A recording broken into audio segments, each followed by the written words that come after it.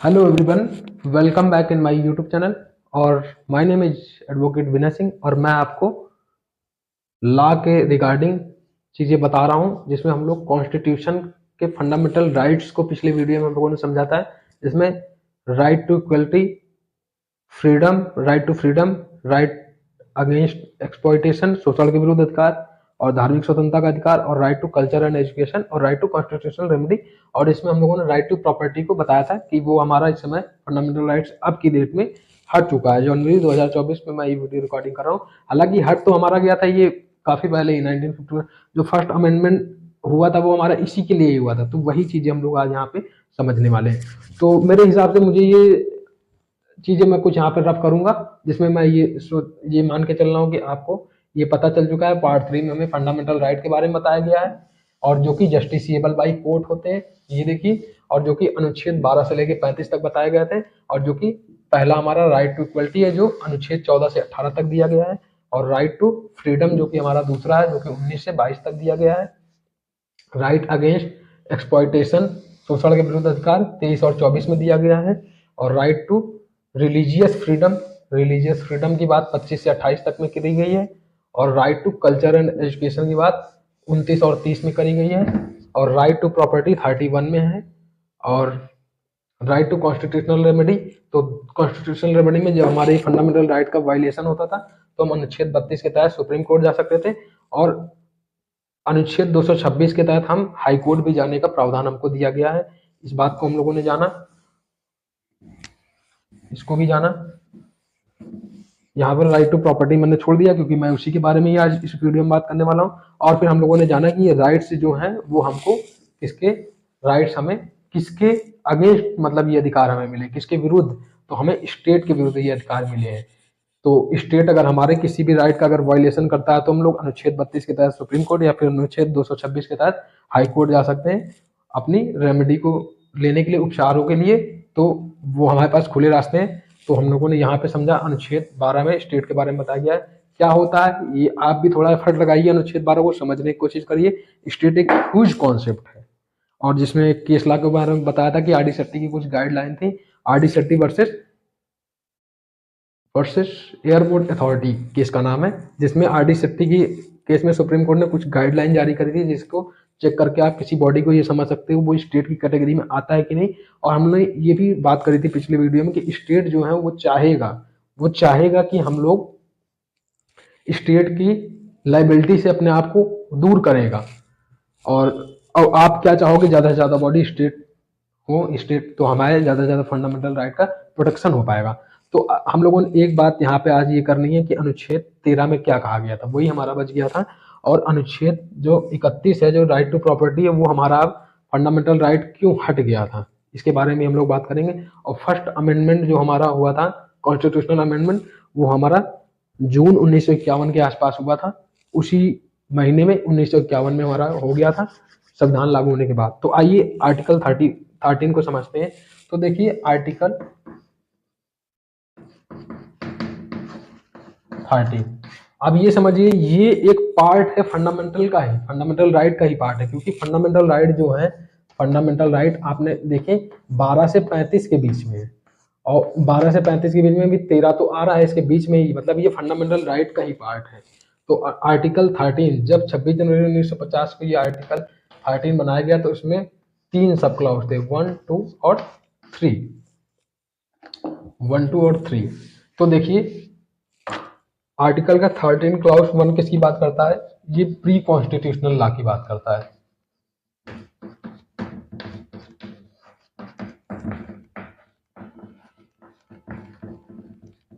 और ये post constitutional law की बात करता है।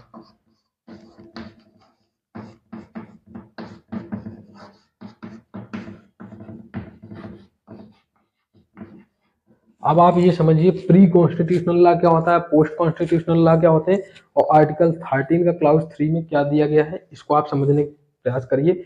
आपको बहुत इंटरेस्टिंग चीज अब यहाँ से समझ में आने वाली है, और मैं चाहूंगा कि आप पूरा कंसंट्रेशन करें। तो देखिए प्री कॉन्स्टिट्यूशनल लॉ क्या होते हैं, जब आप आर्टिकल 13 के क्लाउज 1 को जाके पढ़ेंगे तो वहां पर जो लैंग्वेज है वो थोड़ी सी इस तरीके की होती है कि जनसाधारण को थोड़ा समझने में कठिनाई होती है। हालांकि कठिनाई सभी को होती है, लेकिन जब आप उसकी बारीकियों में जाएंगे, समझने का प्रयास करेंगे उसका सेंस को, तो आपको समझ में आएगा। तो अब उसमें लिखा क्या है और उसका मीनिंग क्या है वो मैं आपको समझाता हूँ। ये समझिए, उसमें ये लिखा है प्री कॉन्स्टिट्यूशनल लॉ। प्री का मतलब होता है पहले, और कॉन्स्टिट्यूशनल लॉ, कॉन्स्टिट्यूशन जब हमारा अब लागू हुआ, हमारा लागू कब हुआ? 26 जनवरी 1950। तो 26 जनवरी 1950 को से पहले, है ना, मतलब उसमें यही बात लिखी है। तो उसमें लिखा क्या है? इस संविधान के लागू होने से पहले, मैं 13 क्लाउस 1 को पढ़ के आपको बता रहा हूँ कि उसमें ये लिखा है कि जब इस संविधान के, जो संविधान है हमारा भारत का संविधान जिसमें 395 अनुच्छेद है, उसके लागू होने से पहले की सारी विधियां, उससे पहले से जितने भी ला चले आ रहे हैं, वो सारे ला उस सीमा तक, वो सारे ला क्या हैं जो पहले से चले आ रहे हैं, उस सीमा तक शून्य हो जाएंगे, खत्म हो जाएंगे, उनका कोई महत्व नहीं रहेगा यदि वो फंडामेंटल राइट का वायलेशन करते हैं। मतलब अगर कोई भी ऐसा नियम अगर पहले से अगर चल के बना चला आ रहा है जो कि किसी भी, जो 12 से 35 तक हमारे फंडामेंटल राइट दिए गए, अगर उनको अगर वो सीमित करता है, कम करता है या खत्म करता है, तो वो इनको खत्म कर नहीं पाएगा, कम नहीं कर पाएगा, सीमित नहीं कर पाएगा, और उसके एवज में प्री कॉन्स्टिट्यूशन लॉ ये बोला है वो नियम ही खत्म हो जाएगा। अब जैसे मान लीजिए कोई एक्ट है, कोई भी एक्ट है, उसमें कई धाराएं हैं, जैसे कि हम लोगों ने एक आईपीसी को ही देखा, 511 धारा थे, ऐसे आईपीसी नहीं, उसके अलावा कोई और एक्ट है, इसमें कई धाराएं हैं। तो उस धाराओं में से मान लिया 20 धाराएं हैं, 20 धाराओं में से कोई 3 धाराएं जो हैं वो फंडामेंटल राइट का उल्लंघन कर रही है, लेकिन 17 धाराएं उल्लंघन नहीं कर रही है। उस कैटेगरी में ये 3 धाराएं जो हैं वो अपने आप खत्म हो जाएंगी। मतलब आप किसी को जाकर ढूंढने की और खत्म करने की आवश्यकता नहीं है, बस उन्होंने 13 क्लाउस 1 में ये स्टेटमेंट लिख दिया। उस स्टेटमेंट को लिखने के बाद से 26 जनवरी 1950 के पहले जितने भी ऐसे नियम कानून चले आ रहे हैं जो हमारे फंडामेंटल राइट्स को अगर कम करने का कार्य करेंगे, तो उस श्रेणी में वो नियम ही खत्म हो जाएंगे, बल्कि हमारा फंडामेंटल राइट्स ना कम होगा, ना लिमिटेड होगा, ना सीमित होगा, वो नियम ही खत्म हो जाएंगे। जैसे इसमें टोटल 20 मान लीजिए अनुच्छेद थे, कोई ऐसा एक्ट था, उसमें से 3 जो थे वो फंडामेंटल राइट्स को खत्म कर रहे थे, अनुच्छेद कर रहे थे, या इससे कॉन्फ्लिक्ट क्रिएट कर रहे थे, में टकराव हो रहा था, तो उस श्रेणी में वो तीनों ही सेक्शन खत्म हो गए, लेकिन वो 17 हमारे बचे रहेंगे। बाकी 17 जो हैं वो बचे रहेंगे। वो सभी को कह रहा है नहीं खत्म करो, वो कह रहा है कि जितने जो सेक्शन, जो चीजें सिर्फ इनको खत्म करने की बात कर रहा है, वो अपने आप खत्म हो जाएंगे। इतनी पावर दे दी गई, समझिए। जस्टिसएबल बाई कोर्ट होते हैं, ये अनुच्छेद 32 से 35 में कॉन्स्टिट्यूशनल रेमेडी में इन्हीं के बारे में बात करी गई है। आप समझिए इनकी इंपॉर्टेंस, समझिए कितनी इंपॉर्टेंस है। तो अब बात आती है पोस्ट कॉन्स्टिट्यूशनल लॉ क्या बोलता है। मेरे हिसाब से आपको प्री कॉन्स्टिट्यूशनल लॉ समझ में आया। जो प्री कॉन्स्टिट्यूशनल लॉ था वो ये बोल रहा था। अब देखिए पोस्ट कॉन्स्टिट्यूशनल लॉ क्या बोल रहा है, इस संविधान के लागू होने के बाद से, भाई प्री कॉन्स्टिट्यूशन से पहले, और ये बोल रहा है इस संविधान के लागू होने के बाद से, मतलब इस डेट के बाद से पार्लियामेंट या फिर लेजिस्लेचर या फिर वो जो बॉडी जो लॉ और नियम रेगुलेशन बनाती है, कोई भी ऐसी बॉडी, तो वो क्या है, किसी भी तरीके का ऐसा रूल रेगुलेशन और एक्ट नहीं बनाएंगे जो इन फंडामेंटल राइट्स को लिमिटेड करे, सीमित करे या फिर कम करे। समझ रहे हैं आप? मतलब उन्होंने पहले वाले पे भी रिस्ट्रिक्शन लगा दिया और उसके बाद ही बोल दिया कि आप बना भी नहीं सकते हो, जो पहले से चले आ रहे हैं वो तो खत्म ही हो जाएंगे अगर इसको रिस्ट्रिक्शन लगाएंगे, कम करेंगे। और इसमें इन्होंने बोल दिया कि जो इसके बाद नियम कानून अगर आप बनाते हो, तो वो नियम कानून अगर आप बना देते हो और वो अगर इनको अगर कम करने का काम करते हैं, सीमित करने का काम करते हैं या खत्म करने का काम करते हैं, तो ये कम नहीं होंगे, ये खत्म नहीं होंगे, ये सीमित नहीं होंगे, बल्कि वो नियम ही खत्म हो जाएगा। अब यही चीज एग्जांपल यहाँ पे ले लेते हैं। मानिए कोई एक्ट बनाया जिसमें टोटल 20 धाराएं थी, 20 धाराओं में यहाँ भी 3 धाराएं जो हैं वो कॉन्फ्लिक्ट यहाँ फंडामेंटल राइट से क्रिएट कर रही थी, और 17 जो है वो राइट थी, वो नहीं कर रही थी। 3 जो है, तो वो 3 क्या होंगी, अपने आप खत्म हो जाएंगे, बल्कि ये 17 मेंटेन रहेंगी, बनी रहेंगी। माने जो फंडामेंटल राइट्स का उल्लंघन करने के लिए अगर आप कोई ऐसा नियम कानून अगर बनाते हो, तो वो सेक्शन सारे एलिमिनेट हो जाएंगे, खत्म हो जाएंगे स्वतः ही। ये आर्टिकल 30 क्लाउस 2 में इतनी पावर भर दी गई, आप ये समझिए। और 13 क्लाउस 1 में इतनी पावर भरी गई कि ये पहले वाले नियमों को खारिज करने की ताकत रखने लगा। ये बातें लिखी गई है। आर्टिकल 13 क्लाउस 3 में क्या बात लिखी गई, जो जैसे यहाँ पे बताया गया, किसी भी प्रकार की विधि, नियम कानून, रूल रेगुलेशन नहीं बनाएगा। यही तो इसमें भी बात बोला है, यही तो इसमें भी बात बोला है, नियम कानून रूल रेगुलेशन क्या होंगे उसके बारे में यहाँ पे डिफाइन कर दिया गया। रूल रेगुलेशन क्या क्या हो सकते हैं, रूल रेगुलेशन क्या क्या हो सकते हैं वहाँ आर्टिकल 13 क्लास 2 में 3 में इसके बारे में बात बोल दी गई।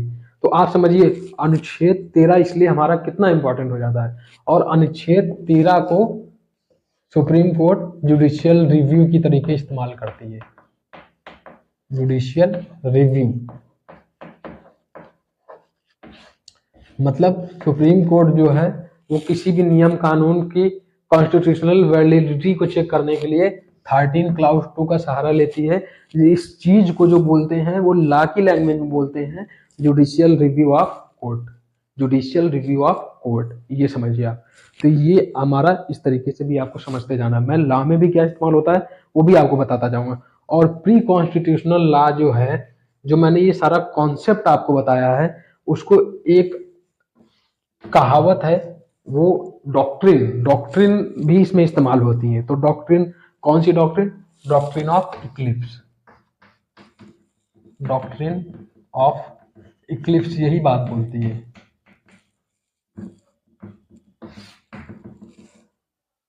और पोस्ट कॉन्स्टिट्यूशनल लॉ के संदर्भ में डॉक्ट्रिन ऑफ सेवरेबिलिटी का कॉन्सेप्ट है ये, सेवरेबिलिटी और सेपरेबिलिटी, कुछ भी आप बोल लो, सेपरेबिलिटी बोल लो या सेपरेबिलिटी का कॉन्सेप्ट है। मतलब मैंने जो आपको आर्टिकल 13 क्लास 1 में बात समझाई है, और डॉक्ट्रिन ऑफ एक्लिप्स जब आप पढ़ोगे वो एक सिद्धांत होता है। डॉक्ट्रिन जो होती है, डॉक्ट्रिन एक तरीके से सिद्धांत होती है। लॉ में ये समझिए फ्रिक्वेंटली यूज होते हैं। ये आप अपनी कोई भी हेड नोटिंग है या फिर आंसर राइटिंग कर रहे हैं तो वहां पे आप इनको फ्रिक्वेंटली यूज करेंगे, इस्तेमाल होते हैं ये। क्योंकि मैंने आपको स्टार्टिंग में ही सबसे पहले बताया था पहले वीडियो में कि ये सारे जो कॉन्सेप्ट है वो इंग्लिश लॉ के गवर्न है। तो इंग्लिश लॉ में जैसे ये समझिए हमारे हिंदी में हम लोग मुहावरे बोलते हैं, कहावतें बोलते हैं, उसी तरीके से वो उनकी वहां की कहावतें हैं। तो वो एज ए लॉ में फ्रिक्वेंटली वो इस्तेमाल करते हैं। तो जैसे ये जो हमने पूरा आपको कहानी समझाई कि प्री कॉन्स्टिट्यूशनल लॉ क्या होगा, कोई भी ऐसा नियम कानून जो फंडामेंटल राइट्स, वहां पे फंडामेंटल राइट नहीं, हालांकि ये राइट या ये क्या है जो ये रिमूव कर दिया गया है इसको, क्योंकि इससे कॉन्फ्लिक्ट क्रिएट कर रहा था। यहाँ पे इस नियम में ये पावर यहाँ पे दी गई थी। तो इस रिमूव करने वाले पोर्शन को जो है वो पावर जो है वो डॉक्ट्रिन ऑफ इक्लिप्स के माध्यम से समझाई जाती है। मतलब कि अगर आप किसी को इंग्लिश लॉ में अगर आप उसको बोलोगे डॉक्ट्रिन ऑफ इक्लिप्स की मैं बात कर रहा हूँ, तो मैंने जो आपको ये पूरी कहानी समझाई है इस 13 क्लास 1 है वो अपने आप समझ जाएगा आप क्या कहना चाहते हो। और जैसे मैंने कहा 13 क्लास 2 में ये डॉक्ट्रिन ऑफ सॉवरेबिलिटी के कॉन्सेप्ट को बता रहा है, तो वो अपने आप समझ जाएगा कि वो किस इस तरीके की बात कर रहा है कि कुछ पोर्शन जो वैलिड है और कुछ पोर्शन जो अनवैलिड है उसको हटाने की बात कर रहा है। और यहाँ पे क्या कर रहा है, यहाँ पे डॉक्ट्रिन ऑफ इक्लिप्स, इक्लिप्स का मतलब होता है ग्रहण। जैसे कि अब समझिए ग्रहण कब लगता है, जैसे कि सूर्य जो है, सूर्य के बीच में जब चंद्रमा आ गया तो ग्रहण लगता है ना, तब समझिए। तो ग्रहण मतलब उसको छुपा लिया, मतलब कि ये जो 3 अनुच्छेद सेक्शन थे यहाँ पे, ये से कॉन्फ्लिक्ट कर रहे थे, इनको छुपा लिया गया। तो इक्लिप्स का मतलब ये है कि अब ये डीएक्टिवेट कर दिए गए, ये हटाए नहीं गए। अब ये समझिए हटाना एक अलग चीज है और डीएक्टिवेट करना एक अलग चीज है। तो ये डीएक्टिवेट हो गए, मतलब भविष्य में कभी संभावना अगर बनी, इतना ला समझिए अपने आप को प्रोटेक्ट करके चलता है, तो हम ये डॉक्ट्रिन ऑफ इक्लिप्स में इसके ऊपर जो रिस्ट्रिक्शन है उसको हटा के इसको एक्टिवेट करके इस पूरे लॉ को इम्प्लीमेंट भी करा सकते हैं, लागू भी कर सकते हैं। लॉ इस तरीके से अपने आप को काम करता है। जैसे कि आपने कहते हैं कि अनुच्छेद 370 हट गया, हटा नहीं है वो हटा नहीं, वो आज भी है, लेकिन वो इनएक्टिव फॉर्म में हो गया। अब वो एक्टिव नहीं है, उसमें डॉक्ट्रिन ऑफ इक्लिप्स का कॉन्सेप्ट लग गया। वो अब एक्टिव नहीं, वो इनएक्टिव हो गया। हालांकि तब अगर हट गए होते तो हमारे पास, मैं आपको पहले ही वीडियो में पहले ही दिन बता रहा हूँ 395 अनुच्छेद है, तो 394 होने चाहिए भाई। 370 तो हट गया ना, लेकिन हटता नहीं है। तो इसीलिए आप समझिए 395 पहले भी थे, 395 आज भी है। तो ये आप समझिए आर्टिकल 13 इतना इंपॉर्टेंट था। तो मेरे हिसाब से आपको आर्टिकल 13 आज समझ में आया। 12 में किसने स्टेट के बारे में बात करी गई है, और जो फंडामेंटल राइट्स थे हमारे 7, जिसमें से छठा है राइट टू प्रॉपर्टी। ये हमारा एक फंडामेंटल राइट था। अब समझिए, अब यहाँ से एक और जर्नी स्टार्ट होगी, एक कहानी होगी। अब मैंने आपको इतनी चीजें समझा दी, अब मुझे सिर्फ इसके ऊपर बात करनी है, बाकी चीजें आप नोट करिए, फिर मैं इसके ऊपर बात करने के लिए आता हूँ, बाकी चीजें आप नोट करिए। ठीक है, आइए अब हम लोग इसके ऊपर बात करते हैं, क्योंकि मुझे देखना पड़ता है कि वीडियो की टाइमिंग कितनी हो गई, क्योंकि ज़्यादा लेंथी वीडियो हो जाता है तो उसे अपलोड करने में प्रॉब्लम होती है, इसलिए मुझे थोड़ा सा देखना होता है उसको। तो आइए, अभी समय है तो हम लोग राइट टू प्रॉपर्टी के बारे में अब बात करेंगे। अब मैं इसको रफ करता हूँ, राइट टू प्रॉपर्टी आपको समझाता हूँ क्या है।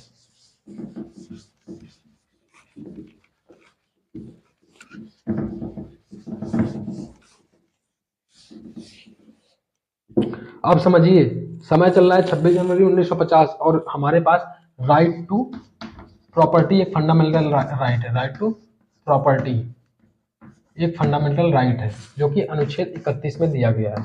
तो आप समझिए, 26 जनवरी 1950 को देश जब आजाद हो गया, और देश के डेवलपमेंट के लिए समझिए जो गवर्नमेंट थी उस समय पे, उसको भाई हाईवेज वगैरह बनाने हैं, हाईवे वगैरह बनाने हैं, सड़कें बनानी है, नदी नाले ये सब बनाने हैं, तो पुल बनाने, ब्रिजेस बनाने, सब चीजों के लिए क्या है, उसको लैंड की जरूरत पड़ेगी, उसको संपत्ति की आवश्यकता पड़ेगी। अब वो एक सड़क यहाँ से यहाँ बनाना चाहते हैं, और इस व्यक्ति का यहाँ पे खेत आता है एक व्यक्ति का, और यहाँ पे किसी व्यक्ति का घर आ रहा है आधे भाग पे, आधे भाग पे किसी का कोई जमीन आ रही है, तो वो लोग अपनी जमीन दे ही नहीं रहे। तो सड़क सरकार फिर इस तरीके से बनाए, यहाँ फिर यहाँ फिर यहाँ फिर यहाँ, इस तरीके से घूम के जाने में जो सड़क बननी थी 2 किलोमीटर में काम हो जाना था, वो 10 किलोमीटर लंबी बनती। तो समझिए कितना सरकार को कितनी जटिलताओं का सामना करना पड़ रहा है। और सरकार किसी का राइट टू प्रॉपर्टी, जो उसका संपत्ति का अधिकार है, उसको छीन भी नहीं सकती है, क्योंकि वो उसका फंडामेंटल राइट है। और मैंने आपको फंडामेंटल राइट की इंपॉर्टेंस बताई, वो जस्टिसएबल बाय कोड होते हैं। अगर आपका कोई वायलेशन अगर होता है किसी भी श्रेणी में, तो आप डायरेक्ट कोर्ट जा सकते हो। अनुच्छेद 32 के तहत सुप्रीम कोर्ट, अनुच्छेद 226 के तहत हाई कोर्ट जाने का प्रावधान है। तो आप समझिए कितनी ज्यादा कॉन्फ्लिक्टेशन क्रिएट होने लगी। समझिए, ला इसी तरीके से समझ में आएगा। तो यहाँ पे आप समझिए सरकार के सामने एक बहुत बड़ी चुनौती आई कि भाई राइट टू प्रॉपर्टी को किसी तरीके से आप खत्म करो, क्योंकि भाई संपत्ति हमें लोग अगर वहां पे इंटरफेयर करने नहीं देंगे। वो हालांकि सरकार कह रही है कि ये जगह आप हमको दीजिए, इसके बदले में आपको मुआवजा दे रहा हूँ, पैसा दे रहे हैं, कंपनसेशन दे रहे हैं, और या फिर हम आपको ये जगह लेने के बाद कहीं दूसरी जगह भी हम आपको जगह प्रोवाइड करेंगे। लेकिन लोगों को आप आज के समय में भी आप समझ रहे हैं लोगों की मानसिकता कैसी होती है, लेकिन उस समय में कैसी होती होगी। तो ये तो हमेशा का है, हर एरिया का है। तो लोग नहीं मानेंगे, आप क्या करेंगे, हमारी जगह है तो है, और हम नहीं देंगे, राइट टू प्रॉपर्टी है क्योंकि हमारे पास, आप हमारी लोग है तो हम कहाँ चले जाएंगे, सुप्रीम कोर्ट चले जाएंगे। तो सोचिए 26 जनवरी 1950 को इतना संघर्ष, जब ये संविधान लागू हुआ उसके बाद, जब उन्होंने जून 1951 में जब फर्स्ट अमेंडमेंट करा, तो फर्स्ट अमेंडमेंट में उन्होंने अनुच्छेद 15 में करा, अनुच्छेद 19 में करा, और उन्होंने 31A, 31B और 9th शेड्यूल को इसीलिए जोड़ा। तो समझिए ये जर्नी अब इस तरीके से आपको समझनी है। तो उन्होंने राइट टू प्रॉपर्टी को किस तरीके से, हालांकि आज की करंट सिनेरियो में राइट टू प्रॉपर्टी अब हमारे पास फंडामेंटल राइट नहीं है, ये हमारा एक लीगल राइट है, सिर्फ हमारे पास कानूनी अधिकार है, ना कि हमारे पास मौलिक अधिकार है। मौलिक अधिकार का वेटेज हमारे पास कॉन्स्टिट्यूशन में बहुत ज्यादा होता है, वो आपसे कोई भी नहीं छीन सकता है। Normal condition, eight normal condition, अब आपने किसी का मर्डर कर दिया है, आपको अगर जेल में उठा के डाल दिया जा रहा है, तो आप बोल रहे हो कि मेरा फंडामेंटल राइट्स है, मुझे घूमना है, मुझे इधर जाना है, उधर जाना है, मुझे व्यापार करना है। तो उस सिनेरियो में वो चीजें कैसे बदलेंगी, रूल रेगुलेशन उसमें कैसे इंप्लीमेंट होंगे, लगेंगे, यही चीजें तो हम समझने के लिए इसको पढ़ रहे हैं। तो अब आपको यहाँ पे समझ में आ गया होगा फर्स्ट अमेंडमेंट ये हमारा किस लिए हुआ था, राइट टू प्रॉपर्टी क्यों हटाया गया। हालांकि अभी हम लोगों ने इसको बहुत ज्यादा डिटेल में भी नहीं समझा है, लेकिन हाँ आपको समझ में आ रहा होगा कि हाँ कॉन्फ्लिक्ट तो क्रिएट हो रहा है, इसको समझने की आवश्यकता भी है। तो मैं उम्मीद करता हूँ कि अगले वीडियो में हम लोग इसके बारे में ही बात करेंगे, फर्स्ट अमेंडमेंट हमारा किस तरीके से था, ये कॉन्फ्लिक्ट कैसे हुआ, क्या रिजॉल्व हुआ, उसके बाद इनके बीच में क्या केस लॉ वगैरह हुए, उसमें सुप्रीम कोर्ट, क्योंकि 28 जनवरी 1950 को बन चुकी है, सुप्रीम कोर्ट भी का इन्वॉल्वेशन भी हम लोग देखते जाएंगे साथ में, क्योंकि केस लॉ वगैरह भी हमें देखने हैं। तो मेरे हिसाब से अब आपको, मैं ये मान के चल रहा हूँ कि आपको कितनी चीजें पता चल गई हैं। आपको फंडामेंटल राइट्स पता है कि 12 से 35 तक क्या है, अनुच्छेद 12 क्या है, उसमें स्टेट के बारे में बताया गया है, जो 12 से 35 तक में जहां जहां स्टेट शब्द का इस्तेमाल होगा वो अनुच्छेद 12 से हम लोग देखेंगे। और 13 के बारे में हम लोगों ने अच्छे से पढ़ा। प्री कॉन्स्टिट्यूशनल लॉ क्या था, पोस्ट कॉन्स्टिट्यूशनल लॉ था, डॉक्ट्रिन ऑफ इक्लिप्स क्या थी, डॉक्ट्रिन ऑफ सेवरेबिलिटी और सेपरेबिलिटी का कॉन्सेप्ट क्या था। उसको समझने के बाद हम लोगों ने फ्रीडम, इक्वलिटी, शोषण के विरुद्ध अधिकार, धार्मिक स्वतंत्रता का अधिकार, right to culture and education के बाद राइट टू प्रॉपर्टी, जो ये कॉन्फ्लिक्ट हो रहा है इसको, फिर कॉन्स्टिट्यूशनल रेमेडी के बारे में हम लोगों ने समझा जाना। और मैं ये उम्मीद भी कर रहा हूँ कि कुछ आप भी अपना एफर्ट लगाइए जिसको उसको जानने के लिए, क्योंकि ये यूनी डायरेक्शन से काम नहीं होगा, ये बाई डायरेक्शन, मतलब आप भी उधर से कुछ एफर्ट लगाइए, इधर से मैं आपको हिट करूंगा, प्रमोट करूंगा, बाकी आप भी अपना काम करिए और हम लोग नेक्स्ट वीडियो में इसी चीज़ को आगे बढ़ाएंगे। और thank you very much guys for watching this video. और आप इसको जो भी नोट करना है नोट करिए।